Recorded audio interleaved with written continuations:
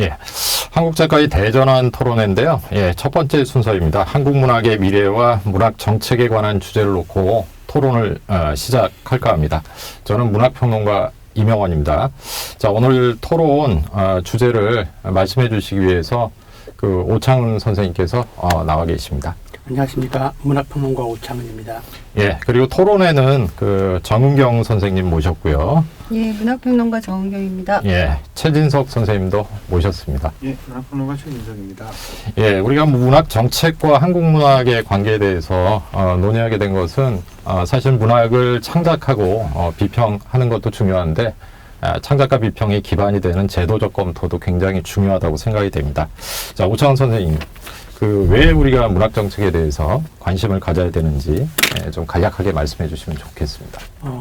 기본적으로 한국 문학은 분단 이후에 시작돼서 국가기구와 더불어 가든지 아니면 국가기구와 갈등하든지 두 가지 길을 걸어왔습니다. 이거는 기본적으로 반공문학이라고 해서 1950년대 이후에 분단 상황 속에서 국가기구의 예술 정책에 따라서 이루어지는 하나의 흐름이 있고 그 흐름을 한국문인협회가 해왔다고 볼 수 있어요. 그런 국가기구와 문학이 더불어서 가면서 친국가적 혹은 반공주의적 문학을 해왔던 시기가 있었다면 약간의 균열이 발생한 시기가 4.19 혁명 이후에 잠깐의 시기 동안 국가와 문학이 자율성을 갖고서 갈등하면서 문학의 어떤 예술적인 자율성 국가했던 적이 있었는데 다시 5.16 이후에 긴 시간 동안 문학이 국가를 비판하거나 내지는 반국가적이거나 하는 부분들이 불가능한 상태로 왔어요. 대략적으로 이제 1914년 자유실천문인 협의회 출범 이후부터 국가와 문학이 갈등하는 두 가지의 흐름이 형성되죠. 문인협회라고 얘기해서 일종의 계속적으로 전통을 갖고 있었던 문학단체가 있었고, 그다음에 한국작가회의라는 단체는 자유실천문인협의회를 포함해서 민족문학작가회의로 이어지고, 그다음에 한국작가회의로 이어진 전통 속에서 국가를 비판하거나 혹은 민주주의를 위해서 논의해왔던 이런 상황이 됐습니다. 근데 그러는 와중에서도 문학이 어떻게 국가와 혹은 공공적인 사회와 더불어갈 것인가 하는 논의들은 계속 있어 왔지만은 어느 정도 민주화가 진행되고 난 다음에는 공공 영역 속에서, 그러니까 국가기구가 문학을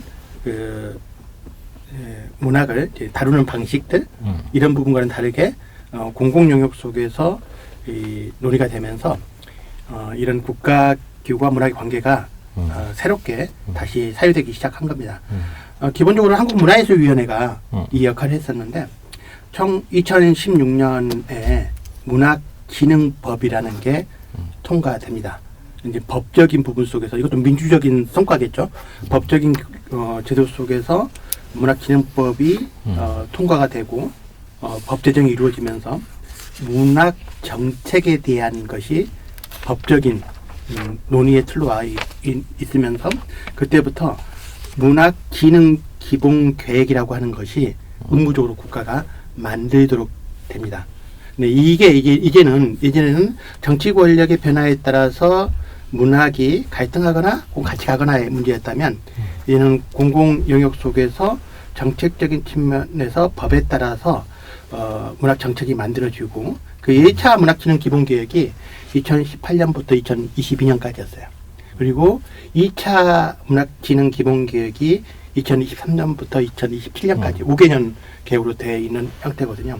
그래서 이렇게 변화되는 과정에서 문학이 진흥이라는 표현이 조금 애매하긴 합니다. 문학이 정책과 만났었을 때 예전과는 다른 질서 속에서 어떻게 생각을 할 것인가, 그리고 어떤 방식으로 정책은 이루어져야 한국 문학뿐만 아니라 시민사회에도 도움이 될 수 있는 방향으로 문학에 대한 정책과 또 한국 문학이 만날 수 있을까 하는 부분들이 논의가 되기 시작한 거죠. 그래서 대략적으로 2018년도 이후에 변화된 질서가 만들어졌고 그 변화된 질서 속에서 가장 큰 성과가 국립한국문학관을 만든 겁니다. 국립한국문학관이 만들어짐으로 해서 문학의 기구가 독립적인 기구가 형성된 거죠. 아마 2018년부터 이제 그 진행되는 문학진흥 기본계획의 최대 성과라고 얘기하면 국립한국문학관 건립을 위한 기초적인 부지 선정부터 기본 설계까지 만들어진 것이고 개관은 2025년으로 알고 있습니다. 계속 늦춰져가지고 25년으로 알고 있는데 그런 일련의 성과들이 있었고 그다음에 2차 문학진흥 기본계획이 또 만들어졌었을 때 작가에게는 혹은 시민사회에는 어떻게 도움이 되는 방식으로 만들어져야 되는가 혹은 작가들은 시민사회는 이 문학진흥 기본계획에 어떻게 개입하거나 어떻게 참여할 것인가 하는 문제가 논의의 쟁점이 되는 거죠. 사실 뭐 그 일반 문인들도 그렇고요. 그 독자들도 그렇고요. 뭐 문학 정책이라고 하는 부분에 대해서는 뭐 이렇게 크게 그 의식을 안 하고 있는 것으로 또 하기가 힘든 것으로 이렇게 느껴지는데 오창훈 선생님께서는 이제 계속해서 관련 정책을 이제 수립하는데 여러 형태의 이제 기여를 좀 해오신 것 같아요. 근데 최근에 보니까 이게 문학진흥 정책위원회가 이제 구성이 되었는데 또 보면은 이제 2020년 2기가 지금 발족이 되었나요? 2기가 활동이 종료됩니다. 그건 왜 그런 거죠? 윤석열 정부가 들어오면서 예. 그 다양한 위원회 활동을 폐지하거나 통폐합한다는 것들을 정치적인 결정을 했어요. 그래서 문학진흥 기본계획과 연관돼서 법적 기구가 문학진흥정책위원회인데 이게 폐지 대상 위원회가 됐습니다. 그래서 작가들이나 혹은 뭐 언론인들, 출판, 문인들이 문체부 내에서 위원회 활동을 통해서 문학과 관련돼 있는 활동을 자문기구긴 해요. 자문기구이긴 했지만은 이게 폐지됨으로 해서 직접적인 통로가 사라지는 거. 문학진흥정책위원회만 사라지는 게 아니라 굉장히 많은 위원회들이 사라지는 건데 이거는 이제 지난 정부에서 민주주의 과정 속에서 시민사회 혹은 참여 거버넌스라고 그러죠. 이 거버넌스의 확장 과정 속에서 만들어졌던 건데 이게 아마 이제 윤석열 정부의 정치적 판단으로서는 이 거버넌스의 실효성에 대해서 혹은 이 거버넌스적인 위원회로서 많은 정책들이나 참여들이 이루어지는 것에 대한 근본적인 재편 혹은 축소 혹은 민주주의 위축 이런 부분들이 이루어지는 일환인 것 같습니다. 네. 그 문학 정책이라고 하는 게 어쨌든 뭐 문학과 관련된 뭐 공공적 정책이고 모든 정책이 사실은 그 일관성과 지속 가능성이 있어야 되는 것 같거든요. 그런데 뭐 이를테면은 이제 문재인 정부에서 윤석열 정부로 개편되면서 문학진흥법에 의거해서 이제 구성되었던 위원회가 아주 그 빠른 속도로 그 해체된다. 그러니까 이 얘기는 뭐냐면은 그 한국의 그 문학 정책과 또 어떤 정권의 뭐 변화라고 하는 것이 사실은 매우 이제 좀 정책을 집행해 나가는 데 있어서 좀 가변적 상황, 정치적 상황에 좀 휘둘리는 게 아닌가 이런 느낌도 들거든요. 그래서 다른 선생님들 혹시 뭐 문학 정책과 관련해서 방금 이제 오창훈 선생님 말씀을 들었는데 혹시 뭐 어떤 좀 문제 제기를 할 수 있을지 좀 말씀도 좀 들어보고 싶습니다. 그래서 최진석 선생님한테 좀 마이크를 좀 옮겨오도록 하겠습니다. 사실 뭐 기본적인 큰 틀 안에서 오창훈 선생님께서 말씀하신 그 대강의 요지에 굉장히 동감을 합니다. 그런데 이제 좀 이따가 좀 더 세부적인 논의들을 더 하겠지만 사실 그 문학 정책이라고 하는 것이 단지 어떤 특정한 정부의 경향이라든가 이런 것에 의해서 좌지우지될 것은 아니라고 생각하거든요.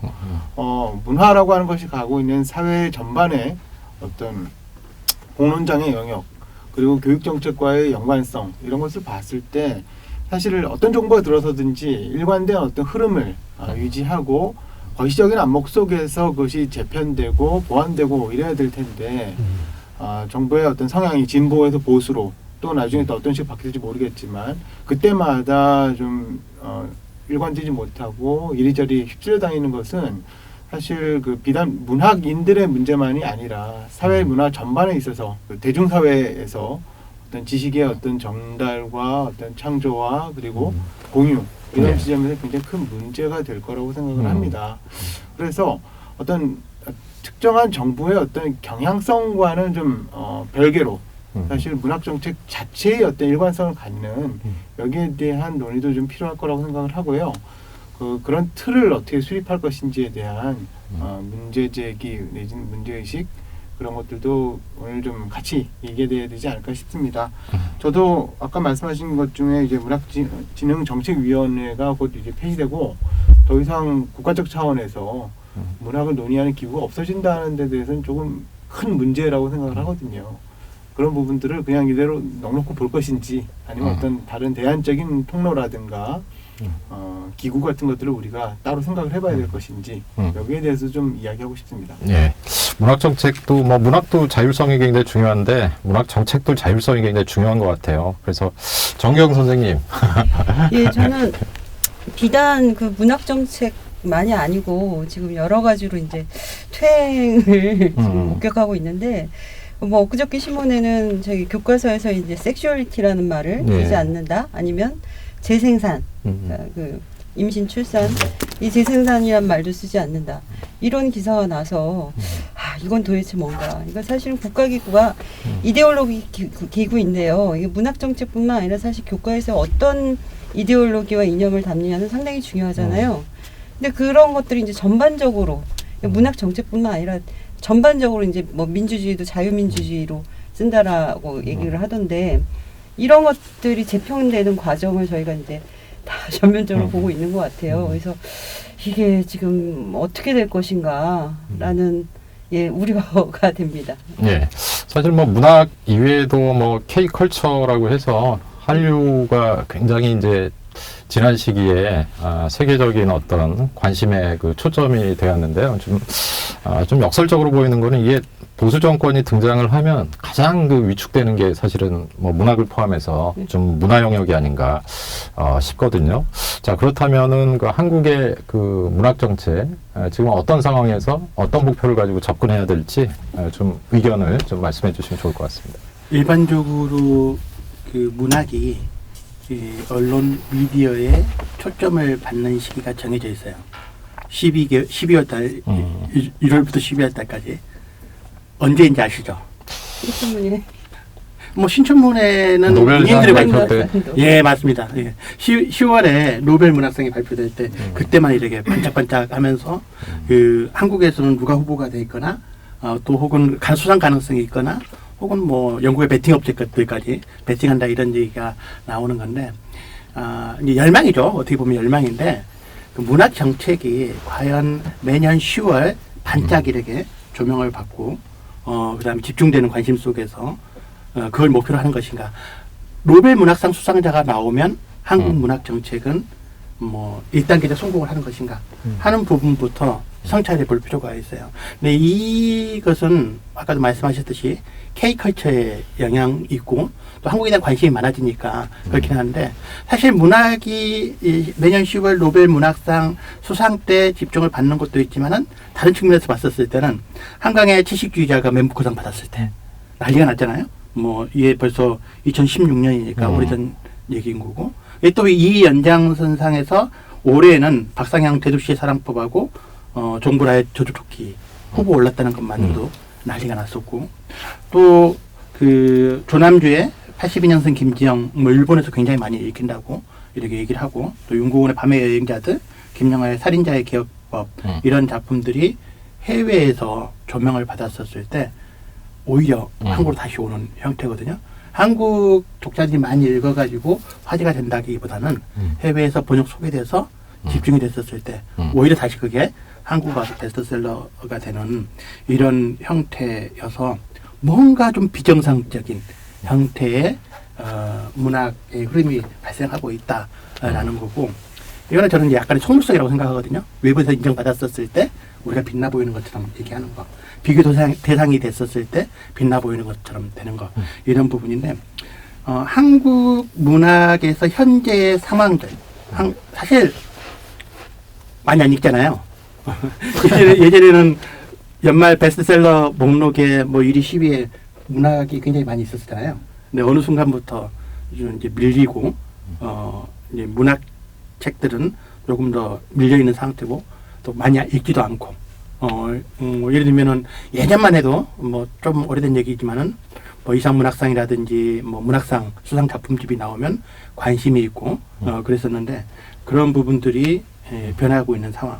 그래서 세계 문학에서 한국 문학의 위상이 높아지는 거 좋은 거죠. 좋은 건데 실제로 이런 형태로 K컬처 내지는 K문학 이런 형태로 해서 외국에서 노벨문학상을 받거나 부커상을 받거나 혹은 번역을 통해서 영향을 받는 게 다시 한국에 영향을 미치는 이런 형태들이 과연 정상적인 문학 정책일 수 있겠는가 하는 부분들. 그래서 한국 문학 내부에서 문학이 작가들에게 어떤 정책을 취할 것인가 혹은 시민사회에 문학의 가치가 인정되거나 확산되는 것들을 어떻게 만들 것인가 혹은 독자들이 자발적으로 조금 더 문학을 찾아 읽게 할 수 있는 방법은 없는가 하는 부분들을 고민할 수 있는 게 이루어져야 된다라는 생각이에요. 물론 여전히 열망하죠. 노벨 문학상 받고 또 뭐 콩쿠르 상을 받고 부커상 받고 이런 것들을 열망하긴 하지만은 지금 한국 문학의 아이러니한 상황이 이런 외부적 인정을 통해서 한국 문학이 다시 자극을 받는 형태로 왔다. 상당히 마음 아픈 현실이다라는 생각을 해봅니다. 예, 그 말씀을 듣다 보니까 그 한국 문학 시장이라고 해야 될까요? 세계 문학 시장이라고 할까요? 그러니까 세계 문학으로서의 어떤 한국 문학의 좀 위상을 좀 강화해야 된다라고 하는 관점에서 사실은 뭐 문학 정책의 일부가 이제 가동되는 측면들도 있는 것 같아요. 한국문학번역원 같은 이제 기관들이 아마 그런 역할을 할 텐데 지금 뭐 세계 문학, 뭐 한국 문학 관련해서 이제 논의를 하는데 사실 뭐 최진석 선생님도 전공이 러시아 문화연구 전공이시고 그다음에 정경 선생님도 뭐 동문학과 디아스포라 문화 또 전공을 하셔서 사실은 한국에서 그 한국 문학과 관련해서 뭐 노벨상이랄지 부커상이랄지 뭐 이걸 중심으로 일어나는 그 관심과 또 실제로 이제 독자와의 어떤 관계나 위상에 대해서 아무래도 이제 한국 문학 내측과 외측을 다 경험하셨다는 점에서 좀 말씀하실 부분들이 좀 있으실 것 같은데 어떻습니까? 네, 제가 말씀을 먼저 권하겠습니다. 사실 뭐 다들 인정하시겠지만 뭐 외부에서 인정을 받는다는 건 굉장히 좋은 일이고 뭐 또 그리고 그게 어떤 한강이라든가 혹은 아까 말씀하신 노벨상 시상식이 목전에 닥쳤을 때 거명되는 한국 작가들이 꾸준히 있었지 않습니까? 예. 그분들의 어떤 굉장한 필력과 창조력이 우선적으로 중요했다고 봅니다만 그러나 또 한 동시에 그동안 이제 뭐 가령 70년대 산업화 이후에 민주화까지 한국 사회가 같이 걸어왔던 그 길, 그 역량이 전체가 그런 작가들 개인에게 모여져서 폭발적으로 터져 나온 현상 중에 하나가 노벨 문학상에서 한국인 작가들이 계속 거명될 수 있는 가장 큰 이유 중에 하나라고 생각을 합니다. 그렇지만 뭐 그런 어떤 지난한 역사 속에서 만들어진 다듬어진 문학적 역량과는 또 별개로 사실 해외에서 외국 독자들이 한국 문학에 관심을 갖고 읽기 시작을 하고 했을 때 필연적으로 들여다볼 수밖에 없는 것은 그럼 한국 문학에는 이 사람 말고 또 누가 있지? 이런 질문들일 거 아니에요. 그랬을 때 과연 한국 문학장에서 우리가 내놓을 수 있는 여러 작가들과 또는 한국 문학 생태계가 과연 잘 조성되어 있느냐. 이거는 굉장히 다른 차원의 문제일 거라고 생각을 합니다. 저는 그런 의미에서 개별 작가들이 어떤 해외 문단에 해외 문학에 선전하는 것과는 또 다른 측면으로 한국 문학 생태계, 한국 현재 문학장이 얼마나 활성화되어 있는가도 우리의 중요한 관심사가 되어야 될 것 같아요. 물론 뭐 한국 문학이 지금도 살아있고 글 쓰고 있는 사람들, 글 읽는 사람들이 꾸준히 있죠. 하지만 또 한편으로 이제 분명히 문학이 위축되어 있고 그 문학장의 어떤 포용 범위가 줄어든 것은 사실입니다. 근데 대부분의 이런 부분에 대해서 요즘 영상 이미지 매체가 워낙 활성화되어서라든가 뭐 스마트폰이라든가 여러 가지 핑계댈 거리는 많은데 과연 그걸로 지금 현상을 다 설명할 수 있을지에 대해서 우리가 조금 되짚어볼 부분이 분명히 있을 겁니다. 거꾸로 한국문학 생태계라고 하는 것이 과연 지금 얼마나 살 수 있도록 활성화될 수 있도록 우리가 노력하고 있는가, 혹은 우리가 뭔가 제도라든가 혹은 문학장 내부의 어떤 역량을 통해서 그런 부분들을 보완하고 있을지에 대해서 조금 더 우리가 좀 짚어볼 시간이 이제 닥치지 않았나 하는 생각도 좀 듭니다. 예, 정경 선생님, 예. 그 한국 문학 작품 중에 뭐 최근에 보니까 이제 이 조남주 씨의 82년생 김재영 같은 경우는 이게 뭐 한국뿐만이 아니고 또 해외 번역돼서 상당한 또 어떤 보편적 화제를 좀 불러 일으키고 있는 것 같은데요. 뭐 그 부분과 관련해서 혹시 지금 아까 여러 가지 이제 굉장히 큰 주제들을 말씀하셨는데 저희 이제 문학 정책이 노벨 문학상을 목표로 하는 지향하는 거기에만 머물면 안 된다? 뭐 이런 말씀에 굉장히 동감을 하는데 사실 이 한강의 채식주의자가 그런 정책에 부응해서 맨부커상을 받은 건 아니잖아요. 그렇죠. 그리고 사실 한강의 채식주의자는 데보라의 영문 번역이 굉장히 많은 공헌을 했고, 그리고 사실 다 아시겠지만 한강의 채식주의자가 저희 한국에서 나왔을 때는 거의 안 봤어요. 그리고 절판이 됐죠. 근데 거기 가서 이제 많은 독자들이 거기에 다르게 읽은 거죠. 그러니까 문학도 하나의 소통이라고 봤을 때 기본적으로는 소통이죠. 커뮤니케이션인데 그렇다면 한국 독자가 보지 못한 어떤 소통을 한 거죠. 그리고 거기에 이제 그 사람들이 욕망하는 어떤 것들을 데보라든 아니면 뭐 한강이든 거쳐서 줬기 때문에 그건 철저하게 이제 문학의 소통이라는 것을 보여주는 하나의 증거라고 생각을 하거든요.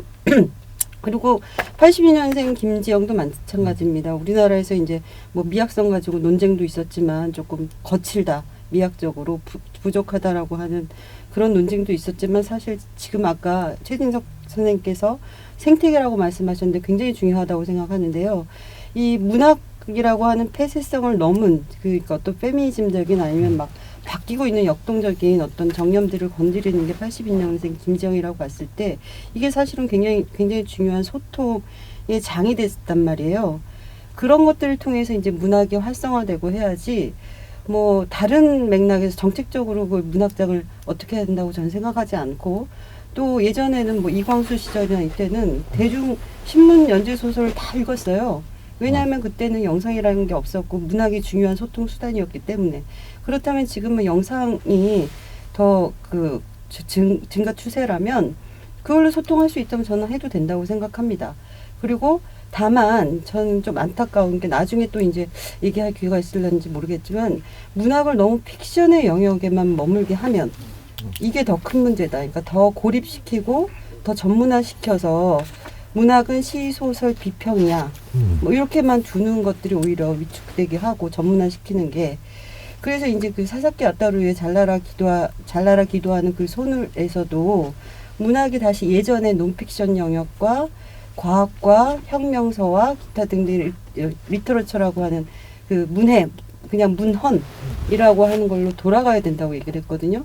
전 그 말에 굉장히 전적으로 동감을 하면서 문창과 학생들한테도 시소설이나 이런 픽션에 갇히지 말고 더 큰 영역에 더 중요한 책을 쓰라고 얘기를 합니다. 그러니까 책 자체로. 그러니까 저희도 이제 고등학교에서도 문학과 비문학 영역으로 나는데요. 그래서 이게 그러면 이제 문학이 더 위축이 되는 거예요. 앞으로는 더 그렇게 될 거란 말이에요. 그런데 학생들이나 이런 한테 중요한 건 독서란 말이에요. 지금 문학이 아니에요. 독서, 문헌 이런 것들 우리 문학이 다시 찾아야 되지. 그래야지 생태계가 더 되지. 더 우리가 전문화 된다고 하면서 좁은 영역으로 들어가면 안 된다고 생각하거든요. 그래서 문학 정책이라기보다는 더 큰 정책을 사실은 정책이 문화나 문학을 살릴 수 있는 거라고 생각하지는 않거든요.